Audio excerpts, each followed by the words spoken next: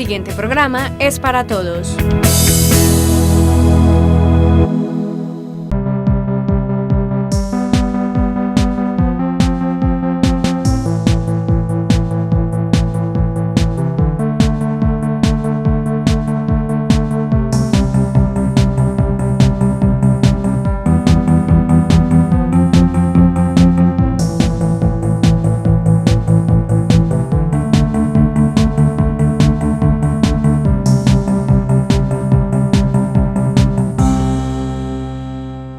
Buenas tardes, sean bienvenidos a este evento que ha sido programado por la iniciativa Club de Lectura Entre Tinta y Tinto, que es un proyecto de extensión de la Facultad de Educación en asocio con Vicerrectoría de Extensión y el Departamento de Publicaciones. El día de hoy vamos a tener un evento en el que tenemos presencia estudiantes y profesores de la seccional de Suroeste, también de la sede norte del municipio de Yarumal y de Ciudad Universitaria en Medellín. Este evento, que es un evento en el que queremos no solamente socializar los avances del Club de Lectura Entre Tinta y Tinto, sino además generar un encuentro de prácticas entre asesores y estudiantes, pues hoy tenemos el agrado y también pues digamos que somos privilegiados por contar hoy con la presencia del profesor, ensayista, editor y escritor Selnis Vivas Hurtado, profesor de tiempo completo de la Universidad de Antioquia y recientemente elegido como el director de la revista de la Universidad de Antioquia. El evento de hoy constará de 3 partes. En la primera, el profesor Selnis Vivas nos hará una presentación del libro de microcuentos y dibujos de Franz Kafka, obra que él tradujo del alemán y de la que también elaboró el prólogo. Posteriormente tendremos una intervención de cuentería de un profesor de la región, el profesor Diego Alejandro Restrepo, que es también integrante de la maestría en educación de la Facultad de Educación de la Universidad de Antioquia. Y finalmente tendremos una interacción cultural en donde pues también generaremos cierta integración entre las diferentes sedes. Entonces llamamos con mucho agrado al profesor Selnis y a la estudiante Rosalía Ramírez de la seccional, quien conversará con él inicialmente sobre su presentación. Buenas tardes, agradecemos a todos por acompañarnos. El día de hoy nos sentimos inmensamente complacidos de estar acompañados por el profesor Selnis Vivas, quien es un reconocido editor, escritor y ensayista. Entonces queremos saber un poco sobre usted, profe. Entonces cuéntenos qué ha escrito. Figura muy bella, bien Jessica come que caima fuerte, muy y ya hay yo hacañoeite. Les estoy hablando en la lengua munuca de la cultura muru y muina del Amazonas y les acabo de decir que mi corazón está muy feliz de que los hermanos y las hermanas estén aquí juntos tejiendo esta palabra. Me preguntas qué he escrito. Principalmente mi obra se desarrolló alrededor del ensayo. Tengo más de 20 libros de ensayo en torno a la filosofía. Después me dediqué a los textos escolares, elaboré muchos textos escolares para primaria, para bachillerato, específicamente sobre la enseñanza de la literatura. Y años más tarde me dediqué de lleno y exclusivamente a la literatura. Uno de los libros que más quiero se llama Stolpersteine, que son poemas escritos en alemán y publicados en Freiburg, Alemania. Luego publiqué un libro que se llama Zweistimmige Gedichte, poemas a 2 voces, publicado por la editorial Prut de Ucrania, como una antesala a lo que sería mi tercer libro, que se llama Déjanos encontrar las palabras, un libro que fue merecedor del Premio Nacional de Poesía, un libro dedicado a la obra de Paul Celan y de Ingeborg Bachmann, dos escritores austriacos. Luego el tiempo me fue llevando y un día encontré un texto de Franz Kafka que se titula Wunsch, Indianer zu werden, el deseo de ser indígena. Ese texto me llevó de Austria al Amazonas en el año 94. Viví un año en el Amazonas y empecé el estudio de las lenguas indígenas.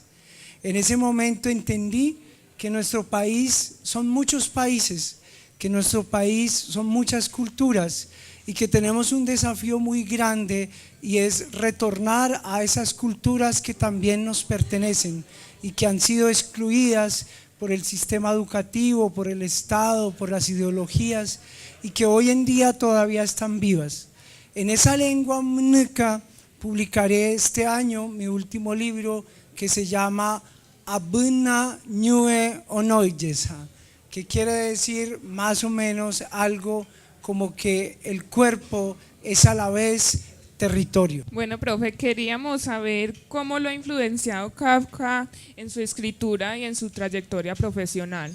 Siendo muy niño, en la Biblioteca Luis Ángel Arango de Bogotá, pedí un ejemplar de uno de los libros de Kafka y en la primera página de ese libro alguien había escrito: no leas este libro, es peligroso.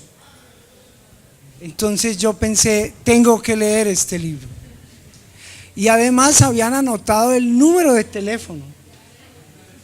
Yo leí el libro y yo llamé.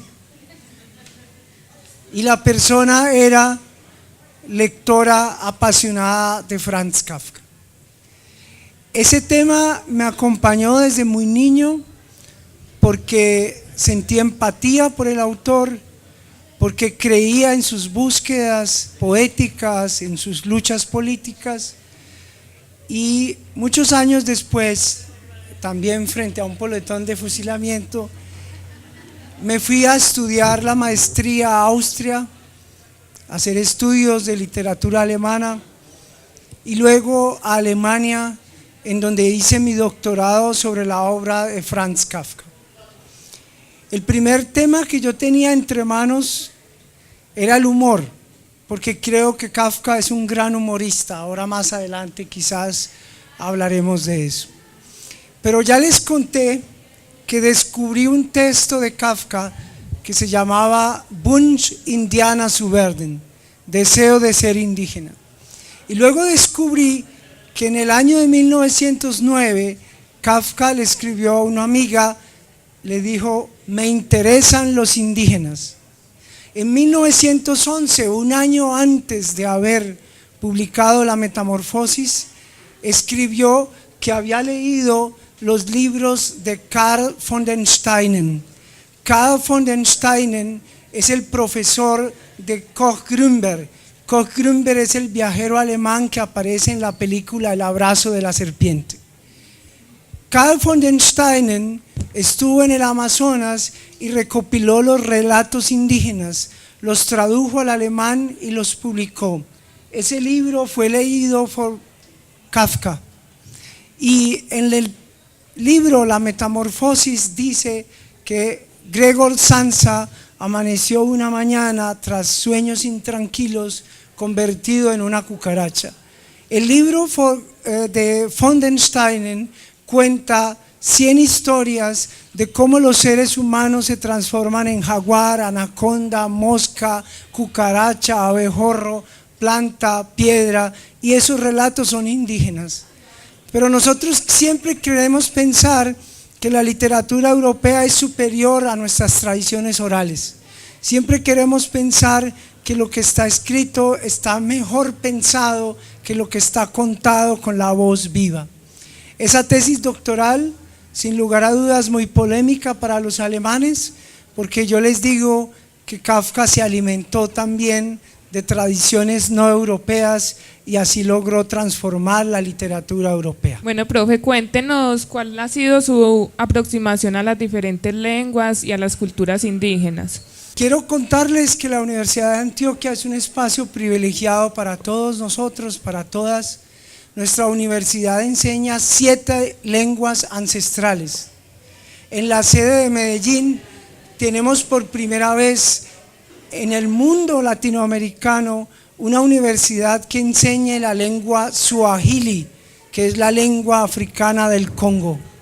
Ustedes deberían ir a estudiar esa lengua. Ustedes deberían decirle a la universidad que nos lleve a las sedes y seccionales nuestras 6 lenguas ancestrales que estamos enseñando: Guayunaik de la Guajira, la lengua criol de San Andrés y Providencia, la lengua Ebera Chamí de estos territorios, la lengua Gunadule también del territorio, la lengua Menuca del Amazonas y la lengua Yepamanzán del Baupés. Es un espacio privilegiado el que tiene la Universidad de Antioquia, que ha entendido que debemos ser muchas voces para convivir en paz. Yo llevo con la lengua menuca más de 10 años, pero ahora estoy estudiando otras lenguas. Hace menos de un mes empecé con el suajili y ya el profesor me enseñó una palabrita que les quiero compartir. Jarrica, jarrica, jaina barraca. Las cosas que se hacen de afán no tienen bendición.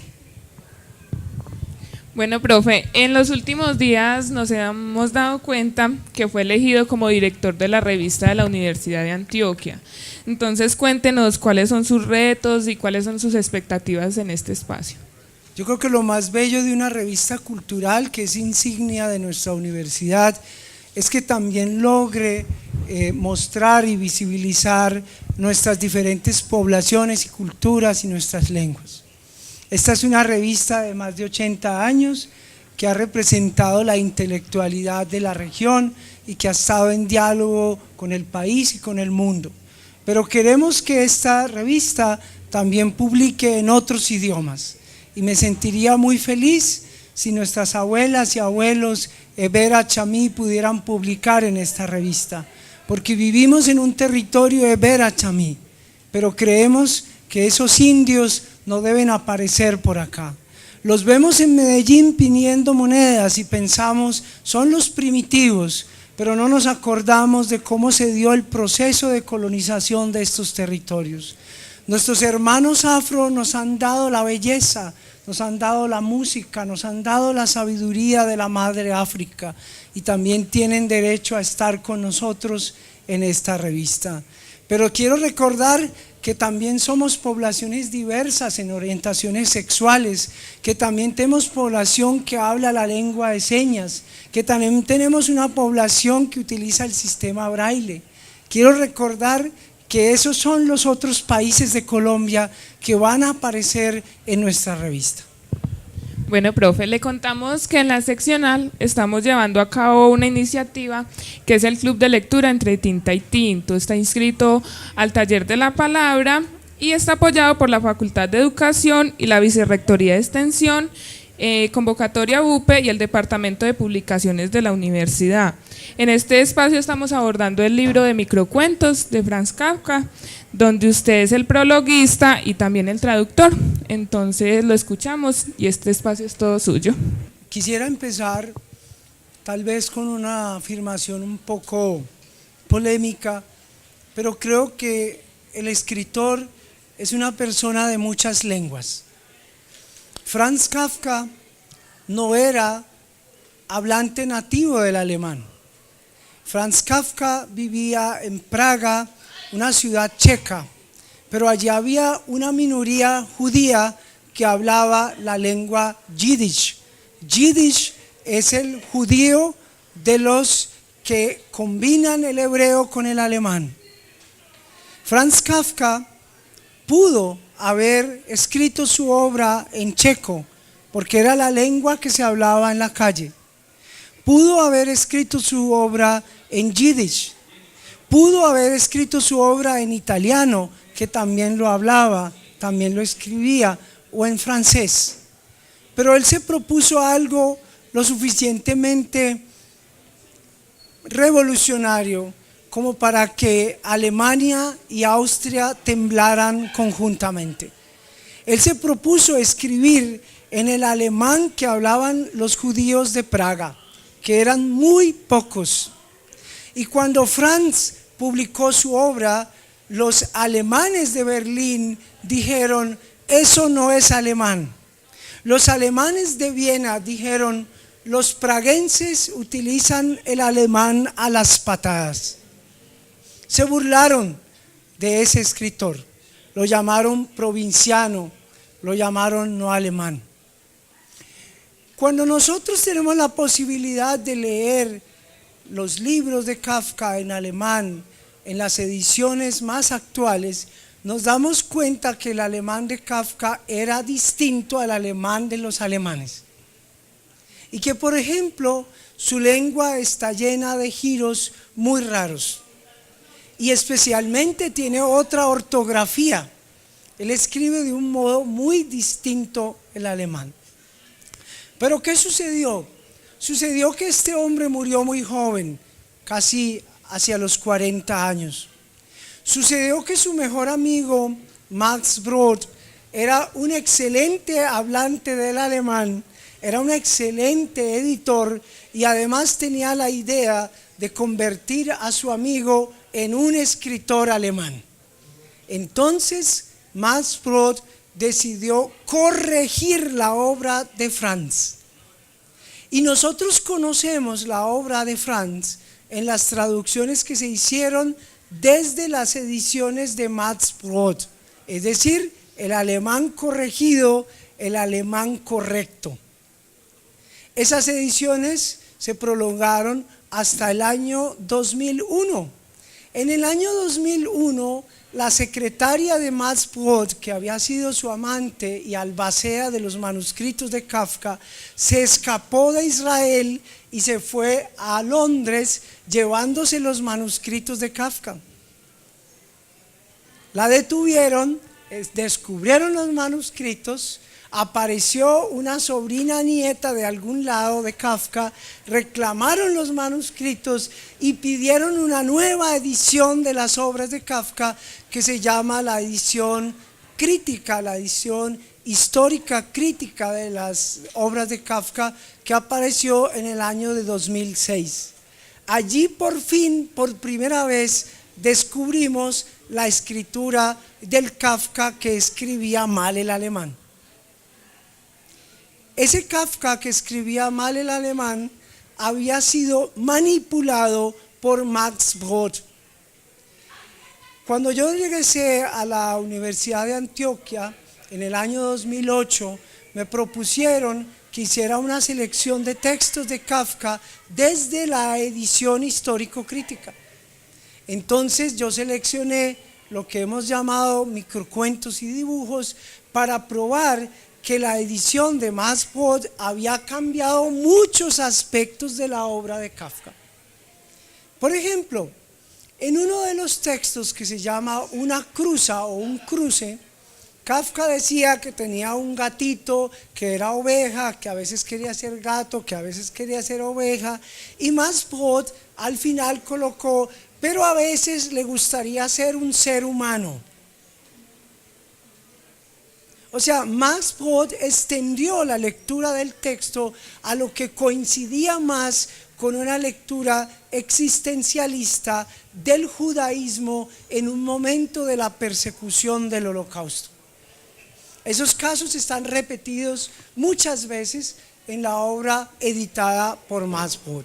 Entonces, lo que yo les presenté a ustedes en este libro es una selección de textos traducidos desde la edición histórico-crítica que me permite mostrar otras facetas, especialmente esa faceta humorística, esa faceta artística, plástica de Kafka, porque además de todo, dijo él que él no era escritor, que era un mejor dibujante, y espero que los dibujos les hayan gustado. Eso fue lo que intenté presentar.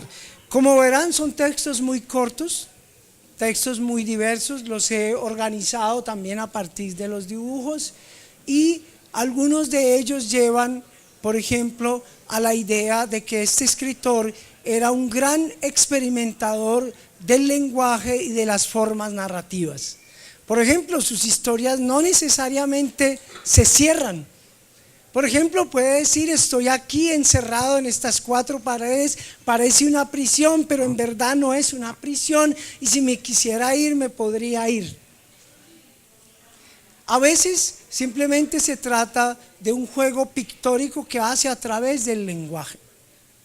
A veces son invitaciones filosóficas, aforísticas, que nos llevan a pensar que este autor también se encontraba en un momento político particular. Yo les quiero mostrar, si lo encuentro, hay un dibujo que parece de Mickey Mouse.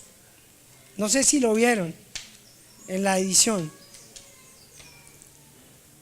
Pues yo recuerdo que Mickey Mouse, es decir, los dibujos de Mickey Mouse, ya habían circulado en esa época en Alemania, y lo que pudo haber pasado es que Kafka vio esos dibujitos y se sintió muy atraído por esas panzas alargadas de los dibujos de Mickey Mouse. Voy a ver si lo encuentro.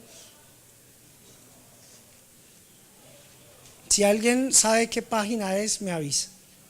Aquí está. Se llama Protesta con animales. No sé si tienen la edición. Para aquellos que lograron ver la edición, este es un dibujo de 1914 y efectivamente parece que lo hubiera copiado de Mickey Mouse. Pero lo que está haciendo en 1914 con este dibujo es cuestionar la política de la guerra que había llevado a los austriacos a declarar una guerra irrestricta a las mayorías étnicas que componían el imperio austrohúngaro. Voy a aclararles esa palabra, tal vez no la conozcan. Imperio austrohúngaro quiere decir que los austriacos antes de la Primera Guerra Mundial eran el imperio moderno más grande del mundo. Los austriacos eran dueños de más de la mitad de Europa y más de la mitad de la Europa del Este. Los austriacos eran dueños de México. El emperador Maximiliano era el emperador de México. Y Austria le declaró la guerra a los judíos, a los bosnios, a los serbios, a los checos, a los ucranianos, a todo el mundo, a los rusos, porque perseguía a las mayorías étnicas y les quería imponer el alemán. Entonces Kafka dibujó este muñequito como un acto de protesta contra el emperador Franz Joseph, para decir: nosotros los jóvenes no queremos ir a la guerra. Esto muestra otros perfiles de Kafka que no habíamos visto en la edición de Max Brod, que evidentemente era un gran amigo. Solo un gran amigo se gasta toda su fortuna editando la obra de su mejor amigo, que era 15 años menor. Imagínense esto: Max Brod y Franz Kafka eran como el viejito y el joven, y todos pensaban que el viejito era el escritor y el joven era el aprendiz, y resulta que el profesor era Franz y el aprendiz era Max Brod. Ese abuelo, ese mayor, ese hombre mayor, no era un abuelo, se gastó toda su fortuna y cuidó los manuscritos de Kafka hasta su muerte, publicando cada página de Kafka. Entonces, lo que tenemos acá, como les decía, son relatos muy distintos, incluso algunos de ellos ni siquiera habían sido traducidos al español, como el relato La Espada. Yo jamás había escuchado que Kafka escribiera relatos fantásticos, y si ustedes leyeron La Espada, el muchacho tiene una cita con sus amigos, ¿se acuerdan? Va a salir a la cita, pero algo le molesta aquí en la nuca y no puede salir. Los amigos entran, lo miran, le dicen: cuidado, ¿qué tienes ahí? Y resulta que tiene una espada clavada en la nuca. Y entonces lo revisan y le sacan la espada sin hacerle daño. Y le dicen: quizás esta espada se haya atravesado en algún sueño de algunos de los luchadores de las cruzadas. ¿Sí? Esa faceta del humor y del relato fantástico también son propias de este escritor. Como sé que no tenemos mucho tiempo y yo me puedo apasionar mucho con este escritor, quisiera referirme, y en el camino venía pensando de qué les quiero hablar. Les quiero hablar de un texto que está al final de la compilación, que se llama Ya hace mucho que no le escribo. ¿Por qué quiero hablar de ese texto? Porque quizás el Franz Kafka que más me gusta, con el que más he sufrido y más me he divertido, es con el escritor de cartas. Este hombre era una máquina de escribir cartas. Son más de 3.000 cartas en total en la edición crítica. Casi todas a sus enamoradas. Y casi todas no hablan del amor, hablan de la literatura. Y hablan de cómo la literatura, por alguna razón, lo alejan del amor. Pero escribe cartas de amor. Esta carta, que he traducido para el libro Microcuentos y Dibujos, pertenece a un libro que se llama Briefe an Milena, Cartas a Milena. Milena era una jovencita checa que cuando conoció a Kafka no se enamoró solamente del hombre, sino que de inmediato le dijo: Franz, si tú no vas a escribir en checo, yo voy a traducir tus cuentos al checo. Y ella empezó a traducir los cuentos al checo como un ejercicio amatorio. Entonces traducía y le mandaba las versiones y luego le decía: ¿y cuándo nos vemos? Y él le decía: no, todavía no, pero te mando las correcciones. ¿Sí? Ella seguía corrigiendo y le volvía a insistir: ¿y cuándo nos vemos? ¿Y cuándo nos vemos? ¿Y cuándo nos vemos? Que el muchacho se murió. Pero sí se vieron un par de vecesitas, pero esos detalles no puedo contar. Además, Milena estaba casada con otro escritor checo-alemán, Max Polsta. Y él solo se enteró de que su esposa traducía, es decir, acariciaba y amaba a Franz después de la muerte de Franz, cuando se publicaron las traducciones al checo. Pero ¿qué tiene de particular esta carta? Precisamente que habla de las cartas. Precisamente que se pregunta por qué los seres humanos escriben cartas en lugar de encontrarse personalmente. ¿Por qué razón los seres humanos decidieron inventar el teléfono, el telégrafo, decidieron inventar la escritura para alejarse unos de otros? Porque tienen miedo de encontrarse personalmente. La escritura y las cartas, dice Franz, han causado, lo dice él, una Zerrüttung der Seele. Han causado una especie de disolución, separación, perturbación de las almas. Las cartas son como instrumentos artificiales en donde depositamos lo que no queremos decir, lo que no queremos ser, para que no nos vean como somos realmente. Las cartas son fachada, las cartas son fantasía, las cartas son formalidad. Porque si estuviéramos cerca, si estuviéramos juntos, Milena, no escribiríamos cartas, haríamos el amor. Las cartas se han encargado, así como la escritura, de crear unos fantasmas que nos devoran lo que somos y muestran una imagen completamente correcta y no la que es. Las cartas, dice él, son besos escritos y no realmente besos.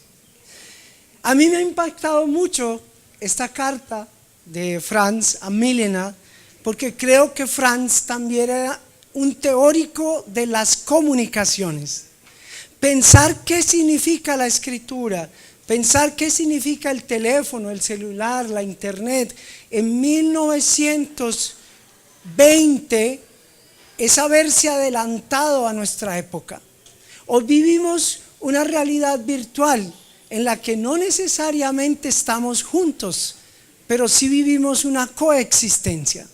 Y eso fue lo que él denunció o mostró o le explicó a su amiga Milena.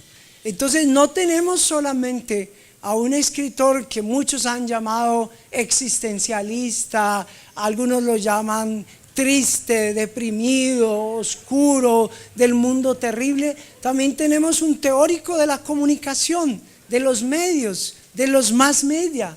También tenemos a alguien que descubrió que a través de las cartas podía amar sin ser interrumpido para continuar su obra literaria, pero que justamente él reconocía como un ejercicio de la separación y no un ejercicio de la unión.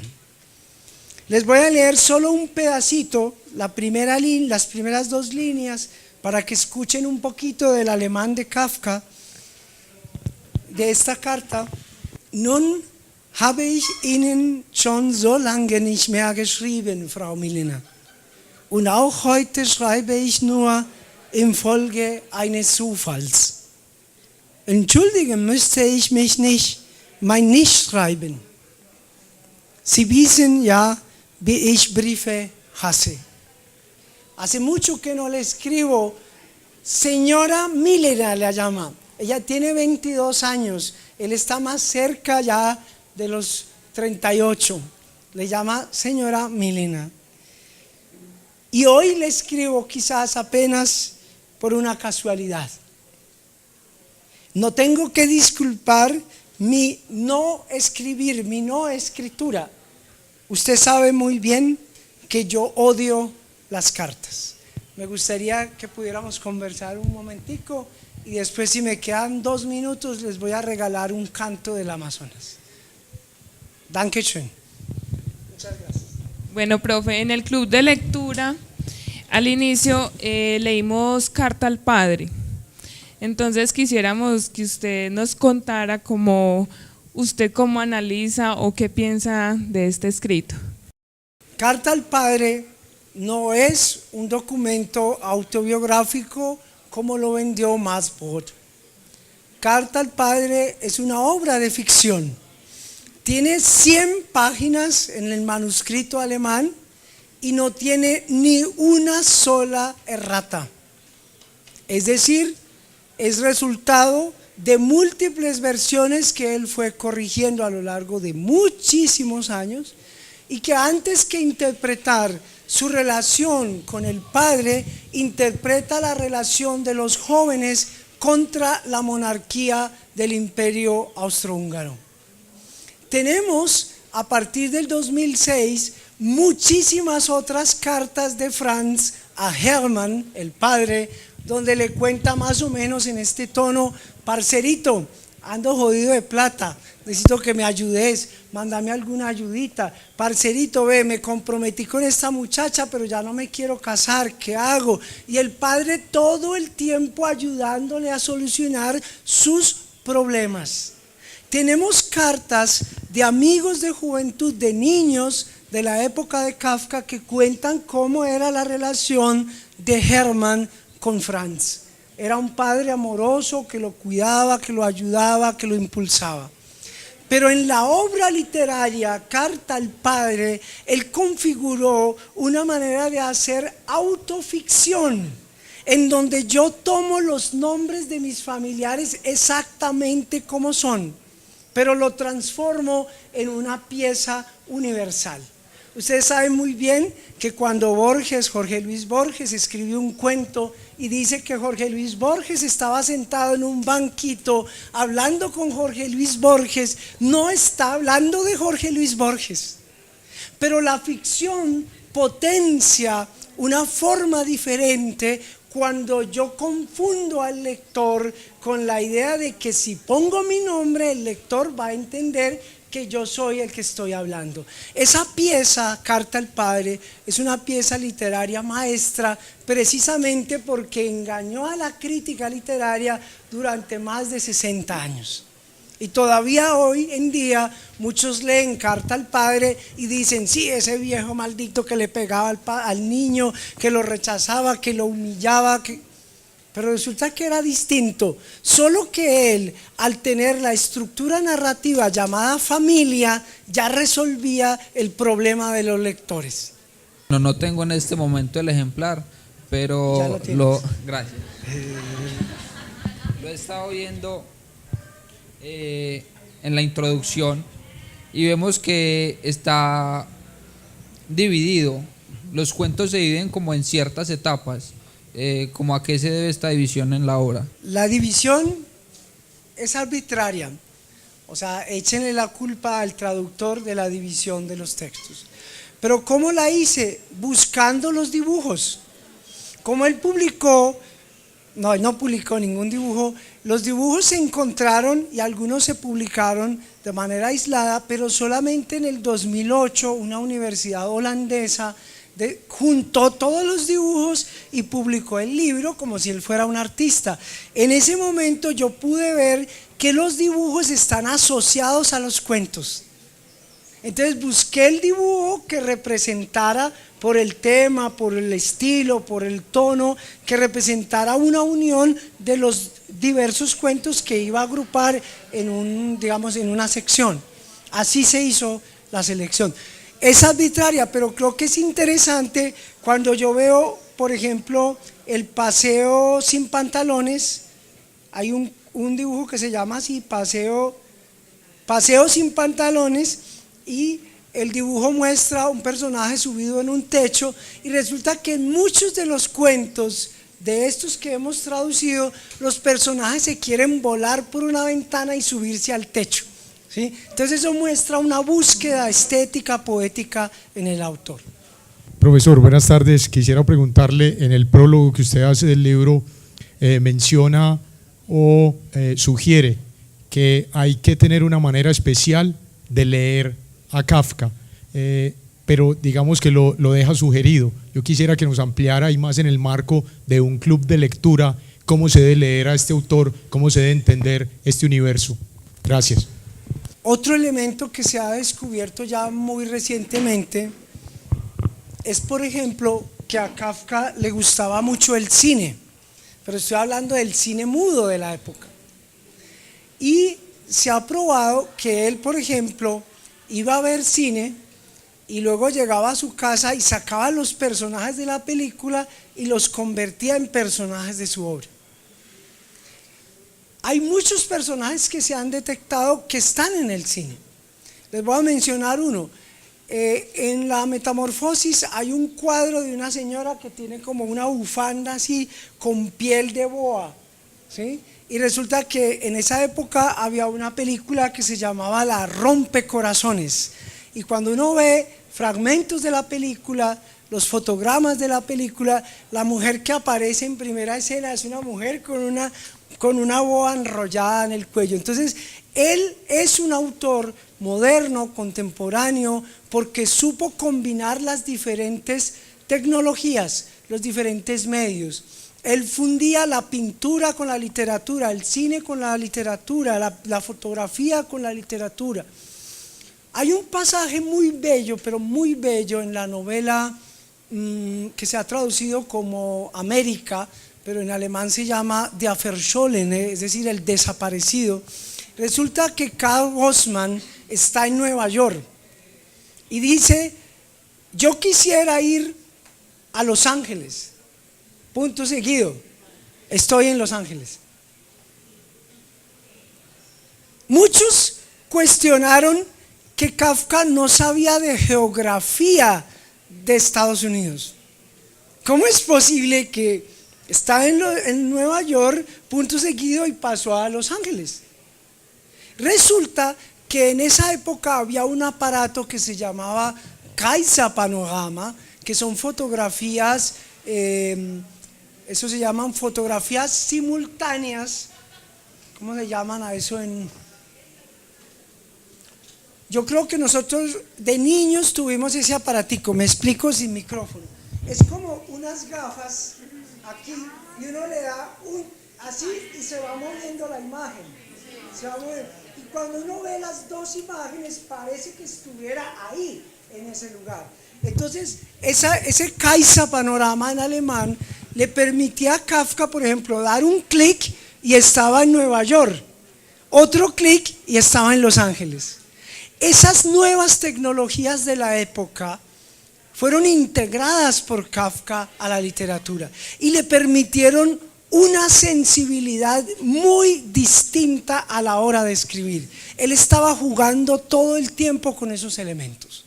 Nosotros no lo vemos porque tenemos el libro casi que plano, pero la experiencia que él va contando en sus diarios, en sus cartas, nos muestran que él era un atento estudioso de los medios de su época, del telégrafo, del teléfono. Imagínense en el Proceso. ¿Alguien ha leído El Proceso? No sé si lo recuerdan, o El Castillo. En El Castillo el aparato más revolucionario es el teléfono. Y cuando él llega a la posada del castillo, entonces el posadero del castillo dice: ¿usted quién es? Y él dice: yo soy el agrimensor K. ¿Cómo lo puede probar? Y él le dice: llame por teléfono. ¿El teléfono es el nuevo Dios? Y el posadero llama y dice: no, está ocupado. O sea, la verdad no se pone en discusión todavía. Tenemos que volver a llamar.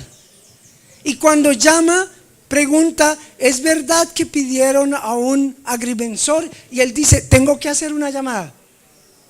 Entonces, en las nuevas tecnologías se construyó una manera de vivir la realidad que es una realidad virtual en la que no se puede fundamentar la verdad. La verdad está oscilando, la verdad está en el umbral, ¿sí? Y de esa manera él puede ingresar al castillo porque nadie sabe si alguien llamó o si hay una carta o un documento que prueba que él es el agrimensor.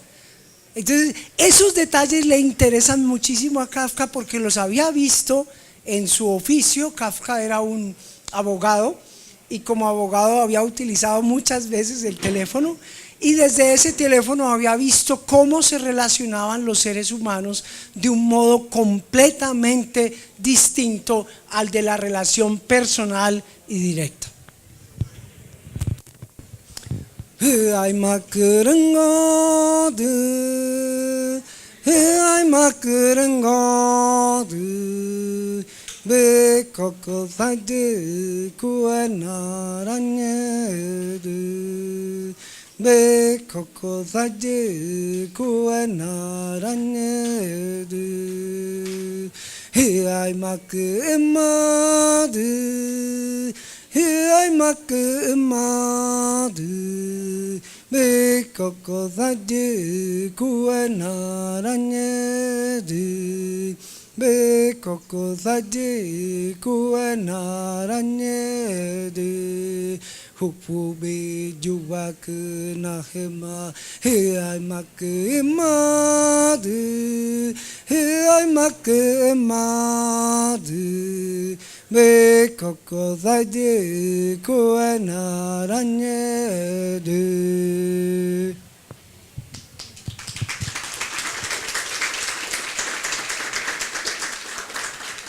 Tu mujer que estás ahí sentada, ven a danzar conmigo. Tu hermano que estás ahí sentado, ven a danzar conmigo. Todos hemos nacido tejidos y viviremos siempre tejidos. Hakafuikura. Muchas gracias.